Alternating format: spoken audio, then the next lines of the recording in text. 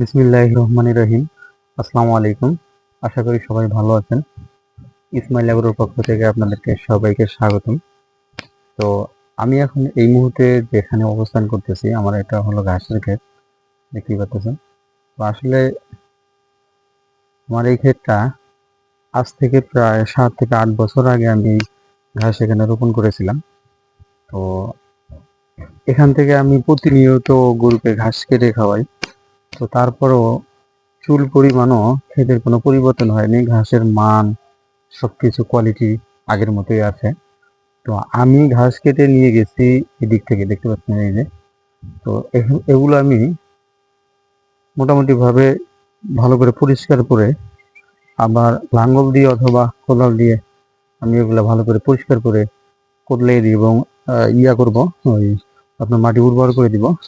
আর এই উর্বর করে দেওয়ার পরে আমি যেটা করব সেটা হলো ভালো করে সার পানি দিয়ে তারপরে পুনরায় আবার মনে করেন 15 দিনের মধ্যে এগুলা ঘাস আবার পুনরায় আগের মতো হয়ে যাবে।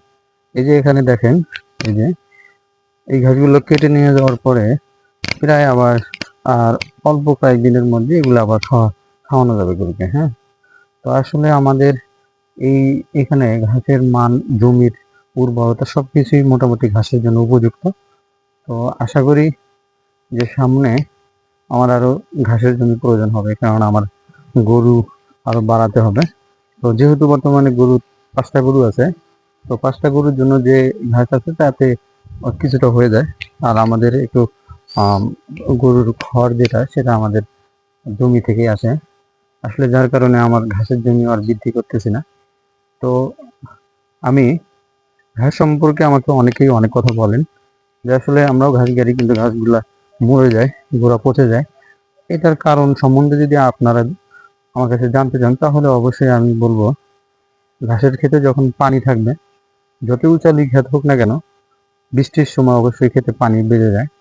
তো যখন বর্ষার দিনে পানি বাঁচবে, তখন আপনি এই যে দেখতেছেন ঘাসের গোড়া, এই গোড়াতে কাটা যাবে না। এই যে গোড়াটা দেখতেছেন, এই গোড়াতে কাটা যাবে না। তখন আপনাকে কাটতে হবে হলো ঘাসের একটু উপরে, এই সাইজ বরাবর। তো তখন আপনার কি হবে, যখন ঘাসের গোড়াতে কাটবেন তখন কিন্তু আপনার ঘাসের গোড়াটা মরে যাবে। আর যখন উপরে কাটবেন তখন আপনার উপরে যে অবশিষ্ট অংশ আছে ভালো, এগুলো আপনি গরুকে খাওয়ালেন। পরবর্তীতে আপনি কি করবেন, পানি যখন ক্ষেতের শুকিয়ে যাবে তখন আপনার গোড়াটা কেটে উপরের অবশিষ্ট অংশ ফেলে দিবেন। তাহলে আপনার ওই গোড়াটা কি হলো, ওই গোড়াটা মরবে না, বুঝবে না। তো আমি যেটা করি সেটাই আপনাদেরকে বললাম। আপনারা চাইলে আমার মতো